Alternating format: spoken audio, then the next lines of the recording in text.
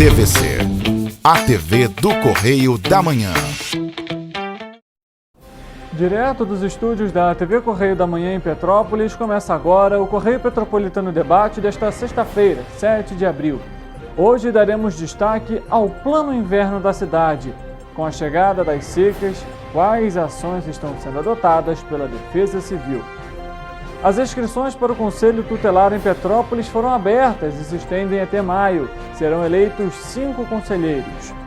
Com o feriado prolongado, é preciso ter cautela e atenção ao pegar a estrada. Vamos trazer para você dicas e orientações para pegar a estrada durante o feriado. Já que falamos dele, as agências do INSS estarão fechadas nesta sexta-feira. O atendimento será retomado na próxima segunda-feira. Os primeiros concursos de 2023 vão ser lançados na próxima segunda-feira, 10 de abril. O anúncio foi feito pela ministra da Gestão e da Inovação em Serviços Públicos. A Polícia Rodoviária Federal lançou uma campanha de conscientização ao autismo. O diálogo com o objetivo de acompanhar as ações de prevenção às queimadas em Petrópolis. Eu sou Richard Stolzenburg e o Correio Petropolitano Debate está começando.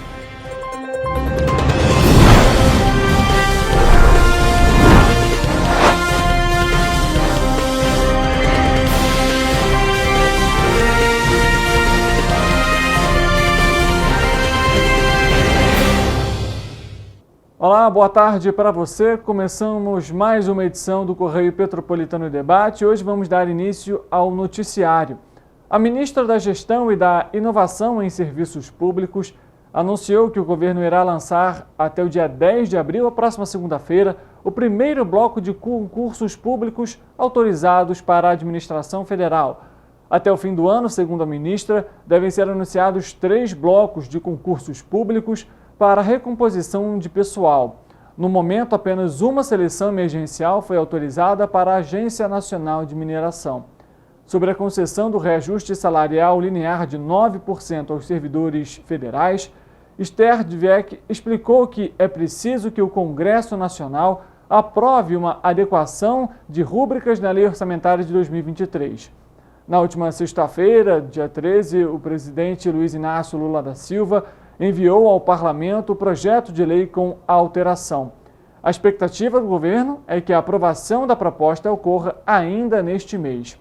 A negociação salarial acordada com cerca de 100 entidades sindicais prevê ainda um aumento de R$ 200 no auxílio alimentação dos servidores. Conforme a ministra, o valor adicional já será depositado no pagamento de maio. No Dia Mundial da Conscientização ao Autismo, a Polícia Rodoviária Federal inicia uma campanha para conscientização sobre o transtorno do espectro autista. Em uma conversa leve e cheia de informações importantes, os policiais que possuem familiares com o transtorno explicam mais sobre esse tipo de transtorno.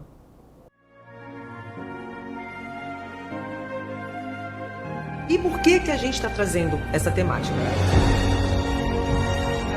É o mês da conscientização com relação ao autismo, dia 2 de abril, e aí eu fui para terapias e dos 2 anos e 8 meses até agora, quase 8 anos, a gente passou por alguns momentos de diagnósticos errados. Qual é o conceito de autismo?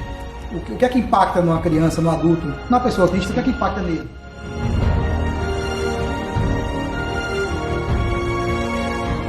A gente não vai chegar aqui com receitas prontas, até porque não existe. Autismos, né? Hoje o pessoal defende muito que são autismos. Sim. O quanto que um diagnóstico precoce faz a diferença. E se forem 2 irmãos, um de 8 e outro de 10, eles vão ter, os 2 com TEA, eles vão ter características diferentes. Não adianta ficar pensando assim, tá, mas como é que é a face de alguém autista? Isso. Por que não a PRF tratar disso? Porque isso nos envolve direta e indiretamente, né? O acesso à emissão de notas fiscais pelos microempreendedores individuais em Paraíba do Sul está mais simplificado e digital. A simplificação tributária, que passa a valer a partir do dia 1º de setembro de 2023, torna obrigatória a emissão online e abrange todo o território nacional. O Comitê Gestor do Simples Nacional decidiu prorrogar para o dia 1º de setembro de 2023 o início do prazo de obrigatoriedade da emissão da nota fiscal de serviços eletrônicos, que estava previsto para o próximo dia 3 de abril. A obrigatoriedade se restringe somente para o MEI. O novo sistema permite que o serviço seja feito de forma simplificada e sem custo. Com essa decisão, os microempreendedores não poderão mais emitir as notas fiscais no sistema disponibilizado pelo município. O sistema municipal permitirá a emissão, consulta, cancelamentos e substituição do documento somente para as competências anteriores ao dia que a medida vai passar a valer, ou seja, até o dia 1º de setembro. O acesso ao emissor de notas fiscais pode ser realizado pelo site NFS ou pelo aplicativo NFS Mobile. Nesta sexta-feira, as agências do Instituto Nacional do Seguro Social, do INSS, vão estar fechadas. Os atendimentos vão ser retomados na próxima segunda-feira. As agências do Instituto Nacional de Seguro Social e INSS estarão fechadas nesta sexta-feira santa, dia 7 de abril. Pelo telefone 135, também não haverá atendimento humano durante a sexta-feira, apenas atendimento eletrônico. No sábado, o atendimento será normal, das 7 da manhã às 10 da noite, horário de Brasília. Por meio do atendimento eletrônico, é possível obter informações sobre benefício, saber o horário que foi agendado o próximo atendimento na agência ou ainda obter informações de pagamentos. A ligação para o 135 é gratuita, se forem feitas de telefone fixo. Quem usar o celular vai pagar apenas o valor de uma ligação local. O Meu INSS também estará disponível e funcionará sem interrupções, inclusive no fim de semana e no feriado. Pelo Meu INSS, o cidadão tem acesso a mais de 100 serviços e pode requerer benefícios, emitir extratos, cumprir exigências e agendar atendimento presencial. Nesse canal, o cidadão também encontra a assistente virtual Elo, que orienta e tira dúvidas sobre serviços e benefícios do INSS. Vale lembrar que, inclusive, as agências bancárias também não funcionam nesta sexta-feira, viu? Além disso, caso você tenha algum boleto para fazer o pagamento nessa sexta-feira ou aquelas contas de água, de luz, não se preocupe, essas contas, o vencimento delas automaticamente alterado para o próximo dia útil. Nesse caso, na próxima segunda-feira, dia 10 de abril. Esse pagamento pode ser feito, inclusive, sem multa e também sem juros. Tradicionalmente, essas contas já têm esse sistema adequado quando caem em algum feriado. Vamos falar sobre Petrópolis. Estão abertas as inscrições para os interessados em participar da eleição do 3º Conselho Tutelar da cidade. O prazo vai até o dia 2 de maio, por meio do link que vai aparecer na tela para você. Serão eleitos 5 conselheiros tutelares. A eleição é promovida pela Prefeitura e pelo Conselho Municipal dos Direitos da Criança e do Adolescente. Está prevista para acontecer em outubro. Antes da eleição, os pré-candidatos vão passar por outras etapas, como a realização de provas e de um curso de capacitação. A divulgação final dos nomes dos pré-candidatos está prevista para o dia 21 de julho, na sede do Conselho e também no Diário Oficial, assim como os locais de votação e apuração.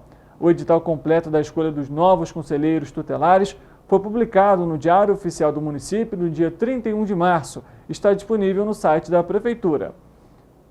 A pesquisa de endividamento e inadimplência do consumidor, apurada mensalmente pela Confederação Nacional do Comércio de Bens, Serviços e Turismo, apontou estabilidade no endividamento das famílias no primeiro trimestre. O mês de março terminou com 78,3% das famílias endividadas, mesmo índice de fevereiro. O levantamento foi divulgado nesta semana. Um dos destaques da pesquisa é o percentual de renda comprometida com dívidas, que se estabeleceu em 29,9% do rendimento das famílias e é o menor patamar desde fevereiro de 2020. O nível de inadimplência também caiu pela 4ª vez consecutiva e atingiu 29,4% das famílias, com queda de 0,1 ponto percentual em março. Do total de famílias que relataram ter dívidas a vencer, cheque pré-datado, cartão de crédito, cheque especial, cartão de loja, crédito consignado, empréstimo pessoal, prestação de carro e de residências, 17,1% consideravam-se muito endividados, indicador que também se manteve inalterado na passagem mensal após 2 altas consecutivas. A PEIC mostrou que a proporção de consumidores sem condições de pagar dívidas atrasadas de meses anteriores chegou a 11,5% do total em março, com ligeira queda de 0,1 ponto percentual em relação a fevereiro, mas apresentou o maior nível nível desde novembro de 2020 no comparativo entre as médias trimestrais. A redução da contratação de dívidas em março se deu entre os consumidores nas duas primeiras faixas de renda, de até 3 salários mínimos e de 3 a 5 salários mínimos. Nas faixas de maior renda, entre 5 e 10 salários e acima de 10 salários mínimos, a proporção de endividados cresceu. De acordo com Isis Ferreira, isso é reflexo de maior consumo de serviços pelos mais ricos. Apesar disso, na comparação anual, a PEIC demonstrou que o volume de famílias com dívidas atrasadas aumentou em todas as faixas de rendimento. O percentual de consumidores com dívidas atrasadas de meses anteriores também encerrou o trimestre em queda. Entre os mais pobres, avançou 1,1 ponto percentual no ano. O índice cresceu na comparação anual apenas das duas primeiras faixas de renda até 5 salários mínimos. O comprometimento de renda de todos os brasileiros com dívidas caiu para 29,9% dos rendimentos. A cada R$1.000, o consumidor gastou, em média, R$ 299 com o pagamento de dívidas em março. Esse valor é o menor desde fevereiro de 2020, período antes da pandemia da Covid-19. Já a parcela média da renda dos mais ricos, comprometida com dívidas, aumentou, foram 0,4 pontos percentuais, entre aqueles que recebem de 5 a 10 salários mínimos, resultando em 29,4% da renda e 0,3 pontos percentuais entre os com mais de 10 salários mínimos, com 27% comprometidos. Mudando de assunto, a Polícia Federal deflagrou a Operação Stone na região serrana do Rio. Os alvos da ação são acusados de praticar a extração de minérios sem permissão legal. Também estão sendo apurados os crimes de trabalho análogo à escravidão e uso irregular de explosivos. Na ação da última quarta-feira, os policiais federais cumpriram 6 mandados de busca e apreensão com o apoio da Agência Nacional de Mineração, da Gerência Regional do Trabalho em Nova Friburgo e do Ministério Público do Trabalho, nos distritos de Amparo, em Nova Friburgo, em São José do Ribeirão e também em Bom Jardim. Os mandados foram expedidos pela Primeira Vara Federal de Nova Friburgo. Vamos falar novamente sobre Petrópolis, porque o Banco de Sangue Santa Teresa está funcionando neste feriado. E se você então puder auxiliar nessa campanha, o Banco de Sangue está aberto para realizar, para você receber, e fazer as suas doações. Doe esperança para quem precisa. Quem salva vidas tem uma vida mais doce. É com essa mensagem que o Banco de Sangue está recebendo os seus doadores neste feriado de Páscoa e os presenteando com uma caixa de bombons de chocolate nos dias 7 e 9 de abril. De acordo com a instituição, a intenção é sensibilizar a população para a necessidade constante da doação de sangue, principalmente nos períodos de feriados prolongados, onde há uma queda acentuada nas doações. A unidade funciona diariamente das 7 da manhã às 6 da tarde, inclusive aos domingos e feriados. Para atender com conforto os doadores, o Banco de Sangue estará aberto nesta sexta-feira da Paixão, dia 7 de abril, no horário normal, das 7 da manhã às 6 da tarde. O Banco de Sangue fica na rua Dr. Paulo Hervé, 1130, no bairro Bingen, ao lado do Banco Bradesco. Para facilitar o acesso, a unidade disponibiliza transporte gratuito para grupos de 4 a 15 pessoas. O transporte deve ser acionado pelo WhatsApp pelo número 24 99269 4355. Quem faltou à edição de 2022 do Exame Nacional para Certificação de Competências de Jovens e Adultos, o ENSEJA, tem até o dia 14 de abril para justificar a ausência, caso queiram realizar as provas neste ano gratuitamente. Os participantes que não justificarem a falta também podem ser obrigados a pagar R$ 40 ao Instituto Nacional de Estudos e Pesquisas Educacionais Anísio Teixeira, o INEP, responsável pela prova. O valor é uma maneira de ressarcir a instituição pela inscrição na prova, que é sempre gratuita. A justificativa deve ser acompanhada de documentos com data e assinaturas competentes que comprovem o motivo da falta ao ENSEJA 2022. O INEP vai analisar todas as solicitações e deve divulgar o resultado a partir do dia 24 de abril. Mesma data em que também será possível entrar com o recurso. Todo o procedimento é realizado por meio do sistema ENSEJA. Se a justificativa de ausência for aprovada, o participante fica apto, então, a se inscrever de forma gratuita no Enseja de 2023, cujas inscrições devem ser realizadas entre os dias 22 de maio e 2 de junho. Realizado desde 2022, o Enseja permite a retomada da trajetória escolar por jovens e adultos que completaram os estudos na idade apropriada. Em caso de aprovação, o participante pode ter acesso aos certificados de conclusão de ensino fundamental e médio. A Prefeitura Municipal de Paraíba do Sul está realizando um evento especial por conta da Páscoa. Ele é gratuito e a gente vai colocar na tela daqui a pouco para você essa imagem que mostra o horário e também o funcionamento. A entrada é gratuita, viu? Então não deixe de participar e aproveitar a Páscoa junto da família.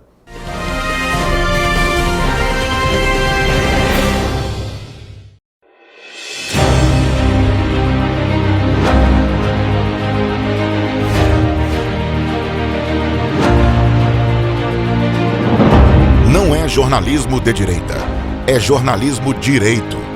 Correio Petropolitano. Tudo que seu jornal não deveria ter deixado de ser. Todos os dias, em uma banca perto de você.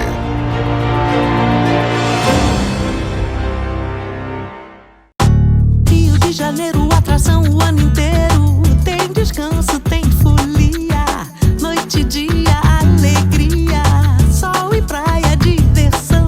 No prato ou copo, a festa, o bar, museu ou bloco. Show, cultura, história. Gravado na memória e no seu coração. Rio de Janeiro, vem se apaixonar. Rio de Janeiro, vem se apaixonar. Cidades maravilhas, campo, mata, serra e trilha, em estado de emoção. Tem o Rio de Janeiro, que você já ama, e o Rio que ainda vai conquistar você. Apaixone-se pelo Rio. Rio de Janeiro, vem se apaixonar. Rio de Janeiro, vem se apaixonar. Governo do Estado do Rio de Janeiro. Para ter mais qualidade de vida, conte com a maior rede de academias de Petrópolis. Aqui na Corper, com uma mensalidade, você utiliza todas as unidades: Centro, Bingen, Itamaraty e Itaipava. Com planos a partir de R$ 84,00, a academia oferece ambientes modernos para você cuidar da sua saúde com segurança. Os espaços contam com dezenas de aparelhos de musculação, diversos equipamentos para aeróbico e funcional. Além, é claro, de profissionais qualificados e uma extensa grade de aulas coletivas, que inclui dança, bike, jump, wolf fit, step fit, entre outras. Nossas estruturas são equipadas com salas de musculação e aulas coletivas, salas de avaliação física e nutricional, vestiários e estacionamentos amplos. Venha nos fazer uma visita e surpreenda-se!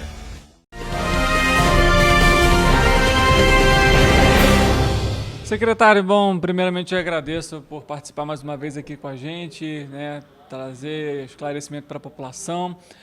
Queria que você falasse um pouco, agora a gente chega no período de outono e entra um período também de preocupação em relação à queimada aqui na cidade. Queria que você falasse um pouco para a gente como que está sendo o planejamento agora também do plano inverno, como a gente chama aqui para o município, justamente para, de alguma forma, tentar amenizar o número de queimadas aqui na cidade?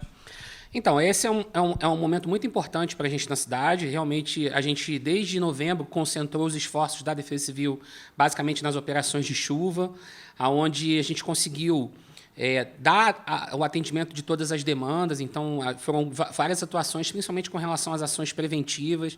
Os núcleos de Defesa Civil foram muito importantes para que você conseguisse acompanhar o movimento de cada comunidade e entender esse andamento. As rondas preventivas foram muito importantes também para dar uma sensação de segurança para a população.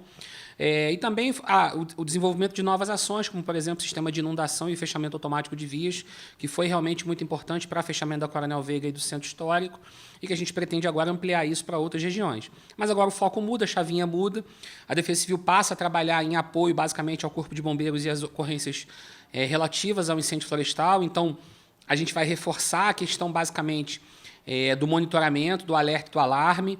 Então, a gente vem buscando agora a aquisição de pelo menos 5 estações meteorológicas com transmissão via satélite, para que a gente tenha esses dados meteorológicos de todo o município. E agora o foco é basicamente nos incêndios florestais. Por que a gente tem esse foco, que é muito importante a gente ressaltar?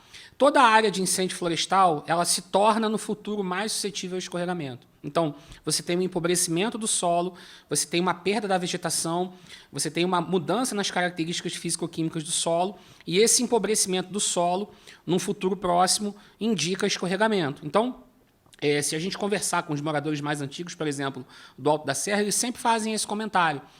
Principalmente, por exemplo, ali na área do Morro da Oficina, era muito comum as queimadas no passado. E aí se tornou uma área mais instável até na presente data. Então, a Defesa Civil agora vai iniciar o seu plano inverno com várias ações buscando essa prevenção. Então, os NUDECs, os Núcleos de Defesa Civil, vão voltar os seus olhos para as ações de prevenção, ou seja, vamos começar uma série de instruções, palestras, treinamentos, capacitações, para que a população seja os nossos olhos nessas localidades.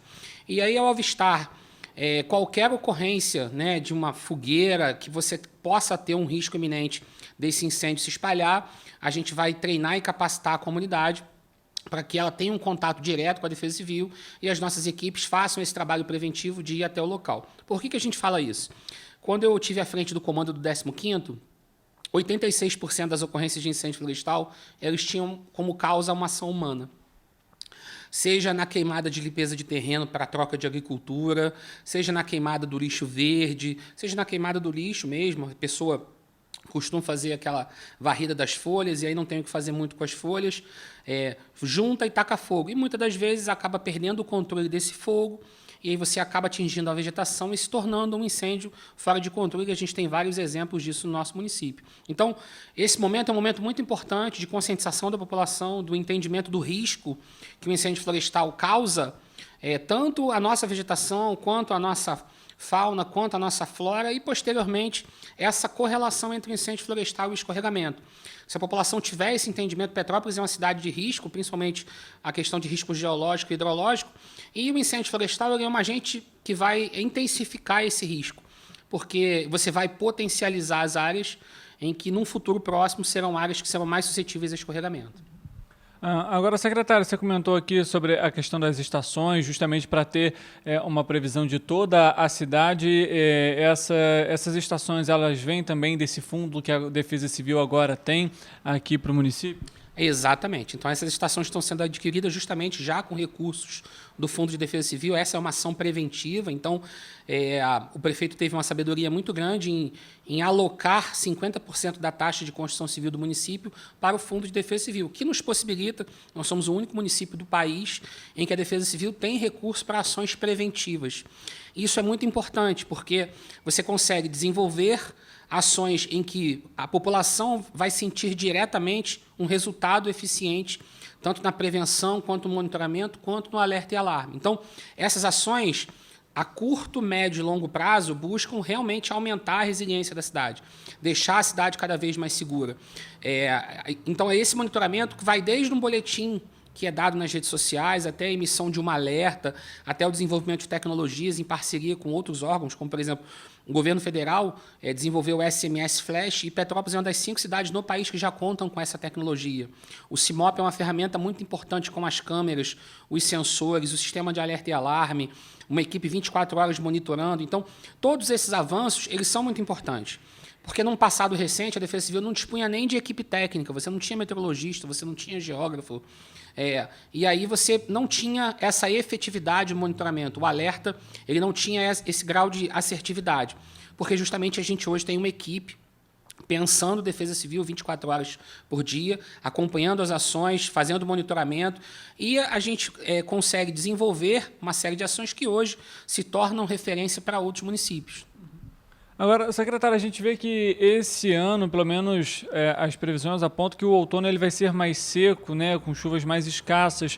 Isso também tem sido algo a ser debatido pela Defesa Civil, justamente já que a gente tem essa característica de incêndios durante esse período do ano? Exatamente. A gente tá conseguindo apontar, e eu acho que você colocou muito bem isso, é que as mudanças climáticas elas vêm impactando a cidade em diversas frentes, né? Então, nós tivemos ano passado... Petrópolis ela foi afetada por um volume de chuva muito acima da média. A gente chegou a 5 mil milímetros de chuva em um ano.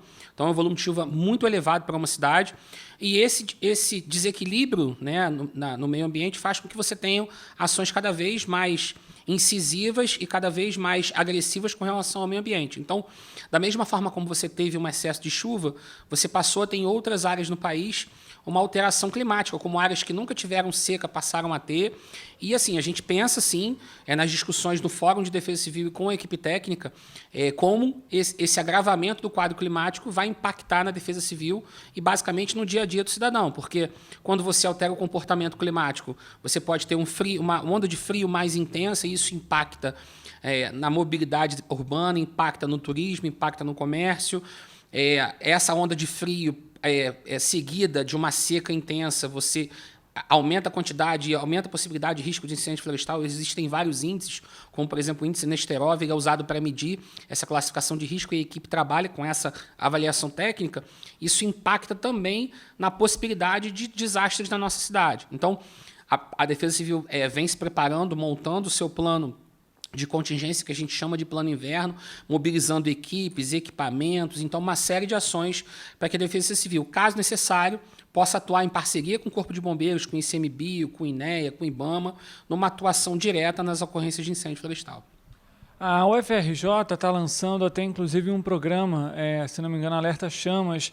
O que você achou dessa iniciativa? Você sabia dessa iniciativa e, de alguma forma, ela pode auxiliar também aqui para o município? Pode. É muito importante a associação de parcerias como a UFRJ, como a UF, a UCP. Essas universidades elas são polos de pesquisa e é muito importante sempre você aproximar a academia dos órgãos práticos que realizam efetivamente as ações operacionais. Então, a gente tem uma boa relação, então, também com a LNCC, com o Serratec, com outros órgãos que buscam desenvolvimento de pesquisa. Então, essa é uma ação muito importante, que vai nos fomentar a informação técnica para que isso se transforme em operações, principalmente nas áreas onde você tiver o maior risco, você aumentar e intensificar as ações preventivas. Atualmente aqui em Petrópolis existe talvez uma área em que haja um risco maior de incêndio. Eu digo isso porque, analisando, por exemplo, o ano passado, a gente vê que o 5º distrito, principalmente, são as regiões em que mais ocorrem esses incêndios. Há uma característica justamente por ter esse índice maior nessas regiões? Então, muito bem colocado, né? Exatamente isso. A gente, normalmente, o 4º e o 5º distrito são os locais com maior incidência de incêndio florestal. Na maioria das vezes, a gente é uma área mais rural, onde você tem o cultivo de produtos agrícolas e, de um modo geral, a grande maioria dos incêndios nessa região acontece justamente nessa troca de cultura, em que existia uma cultura dos mais antigos de fazer a queima da vegetação para a troca de cultura, ou então para melhorar a condição da irrigação do solo. Então, essa prática, que é uma prática que já está em desuso, infelizmente algumas pessoas ainda fazem. Então, pela estatística de incêndio florestal, essas regiões têm essa característica. Então, normalmente, no 1º e no 2º distrito, o incêndio está relacionado à limpeza de terreno. E nas áreas mais afastadas da cidade, elas têm uma característica de troca de cultura. Mas, de um modo geral, a gente vai estar sempre associando à ação humana. É muito raro, é muito difícil você ter um incêndio de uma causa natural ou de uma combustão espontânea. As estatísticas de ocorrência disso são muito pequenas. Eu lembro que em Petrópolis, nos últimos 2, 3 anos, a gente tem ocorrências associadas a raios, mas são muito raros. Então, a grande maioria dos incêndios, eles infelizmente são causados por ação humana. Às vezes, proposital, como a gente viu aquele caso da Rebio Araras, em que um cidadão tacou fogo no veículo para receber o seguro e, infelizmente, atingiu uma grande área de extensão. Foram mais de 470 hectares de mata de vegetação nativa que foram perdidas naquele evento. Infelizmente, por uma ação humana proposital ou então por uma questão não de dolo, mas de culpa, em que a pessoa vai fazer o manejo errado do fogo, perde o controle e acaba atingindo uma grande área. Então, se a gente conseguir conscientizar a população, aumentar esse nível de entendimento do risco que é para a cidade, a gente já teve, infelizmente, casas queimadas em função disso, então, realmente, a gente fica preocupado com esse tipo de ação. Até porque Petrópolis, por exemplo, como você citou, existem diversas áreas de proteção ambiental, preserva fauna, flora. O Parnaso, por exemplo, é um grande parque aqui da cidade, que engloba também outros municípios. E aí entra num ponto muito importante, que é a educação da população, porque apesar dos grandes índices que a gente apresenta, que são divulgados, parece que a população ainda não tem o hábito de preservar o meio ambiente da forma adequada, né? E aí evitar também os incêndios. Exatamente. Esse é um hábito, é uma mudança comportamental, né? Então, a gente precisa desenvolver na cidade o que a gente chama de cultura de resiliência. É você buscar, no dia a dia, minimizar os impactos ao meio ambiente. Então, essa cultura de prevenção, e aí é muito comum nos outros países, como o Japão, na Europa, você buscar ações preventivas e mitigatórias para você evitar o desastre. Tem uma frase que a gente usa, e é muito conhecida no bombeiro: não há mérito nenhum em se combater um incêndio que poderia ter sido evitado. Então, as ações preventivas, elas são muito mais eficientes. Então, quando você consegue educar a população e fazer com que isso, desde pequenininho, e aí Defesa Civil nas escolas é um projeto muito importante, porque também vai mesclar isso com educação ambiental e buscar desenvolver uma cultura de resiliência. E lá, fazer uma cultura elevada nesse processo. Então, está sendo feito todo um processo. A gente já está montando um livro didático para que as escolas recebam informação de defesa civil. Está sendo feito todo um trabalho junto com a Secretaria de Educação para que isso seja levado às escolas, né? Porque você consegue mudar o comportamento cultural de uma população quando você trabalha diretamente com as crianças, porque daqui a poucos anos essas crianças serão os adultos que vão tocar essa cidade. Então, a gente precisa desenvolver essa cultura de resiliência, fazer com que as crianças entendam os patamares de risco e, a partir daí, propor soluções para melhorar esse processo. Você comentou a questão do livro, existe uma expectativa, uma previsão? Como que está sendo esse trabalho em parceria com a Secretaria de Educação? A nossa equipe de projetos vem trabalhando já com a Secretaria de Educação, a gente vai fazendo alguns ajustes finais e esse ano ainda vai ser lançado e vai ser distribuído nas escolas esse livro de Defesa Civil, que é uma ferramenta muito importante para que você leve à criança, ao adolescente, ao jovem, as informações preventivas para que essa população também, que a gente sabe, quem tem filho sabe que a criança leva essa informação para dentro de casa. Então, é importante porque é um grande fórum, né? A escola consegue debater esse assunto e as crianças replicam essa informação dentro de casa. E aí a gente fala desde do manejo do fogo, a questão do lixo, a questão da construção irregular em encostas, os cortes de talude. Então, você consegue levar a informação técnica de uma maneira mais simples para que a criança tenha essa informação e cresça com ela. Gil, você acredita que também seja importante ampliar as fiscalizações justamente para combater essa queima irregular? São duas linhas, né? A gente entende que a prevenção é um aspecto muito importante, mas ele tem que caminhar paralelamente às ações de fiscalização. Infelizmente, a gente tem algumas pessoas que não conseguem ter essa conscientização imediata, e aí, por meio de fiscalização e multa, infelizmente, esse vai ser o caminho para essas pessoas. Então, a Defesa Civil, em parceria com os demais órgãos, tende, sim, a fazer uma série de ações que o nome da operação ainda não foi definido, mas que tem um intuito, sim, de fazer ações que vão a campo, buscando, num primeiro momento, a orientação e, se for o caso, depois, uma notificação e, no caso, a efetuar multa para que essa pessoa entenda que, para viver na coletividade, você tem que respeitar algumas regras e é necessário que isso aconteça. Alguma, talvez, outra informação importante a respeito desse tema? E, claro, já aproveitar, então, que orientações você pode dar para a população, não só para que ocorra um incêndio, mas caso haja algum incêndio, o que deve ser feito? Então, no primeiro momento, eu acho que é o trabalho preventivo de informar a população e dar ciência à população de que não se deve queimar o lixo, principalmente nesse período agora, né, que é um período de seca, em que uma fagulha que ela saia da fogueira, que pegue numa vegetação um pouco mais seca, isso pode alastrar e perder o controle. Então, em hipótese alguma, taca fogo em lixo, seja ele lixo verde ou seja ele o próprio lixo. Isso deve ser feito, deve ser coletado esse lixo. A Condep tem esse trabalho de coleta de lixo, então é feito todo um cadastro disso, a pessoa pode agendar a retirada.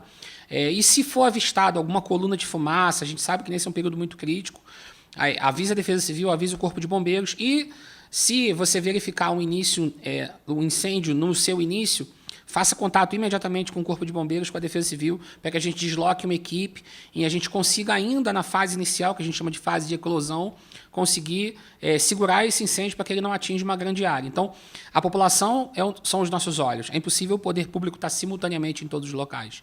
Mas a gente conta com a população, com o cidadão que busca preservar a sua cidade, onde nós moramos, e o cidadão ele tem uma fundamental importância nesse processo. Os núcleos de defesa civil foram muito importantes agora no período de chuva, porque essa comunicação com a defesa civil, em que se fazia informação dos riscos, dos volumes de chuva, em que você trocava informação, muitas vezes essa troca de informação fazia com que a comunidade ficasse mais alerta, se fosse o caso, abrir os pontos de apoio e você aumentar a sensação de segurança na cidade. Então, essa relação da Defesa Civil com a população é muito importante para você diminuir os riscos na cidade.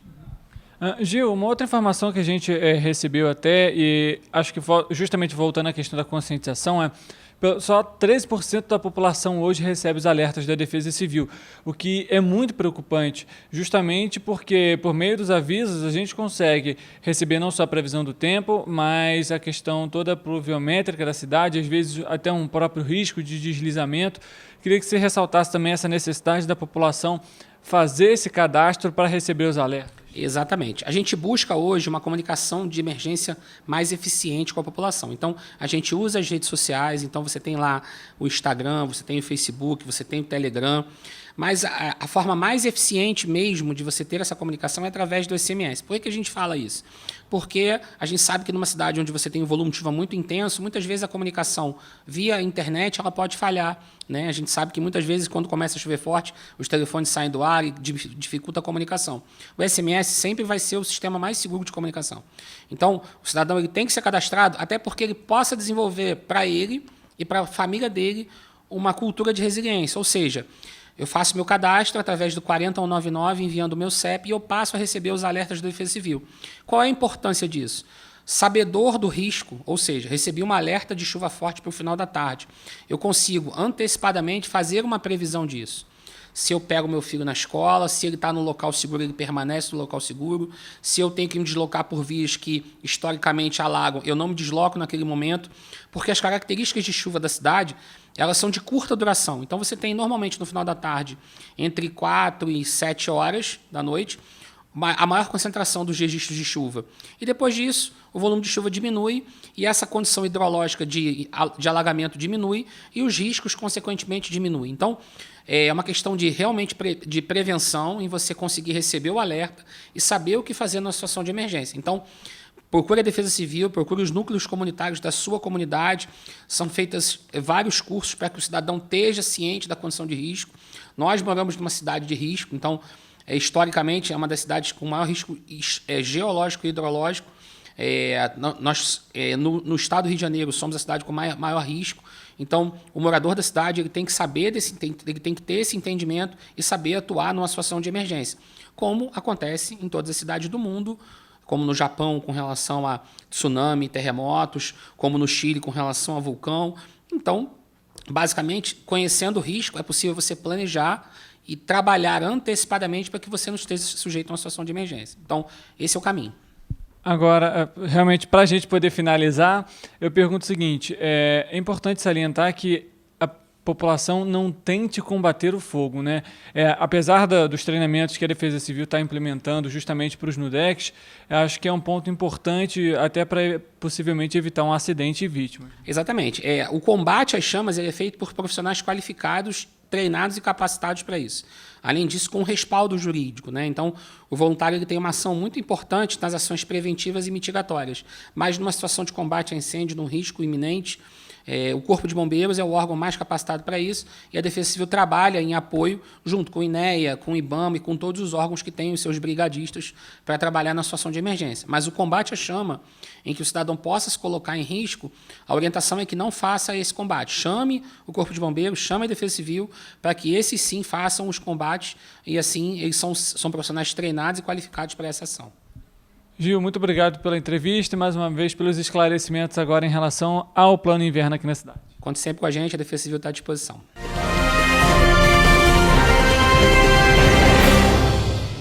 Assim, a gente termina o Correio Petropolitano Debate desta sexta-feira.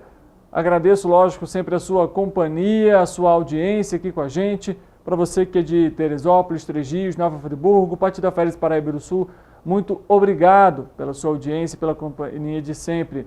Inclusive, boas Páscoas, aproveite junto com a família. E claro, segunda-feira, nosso encontro marcado, 13h, ao vivo. E você, lógico, sempre nosso convidado especial. Até segunda-feira, um bom fim de semana.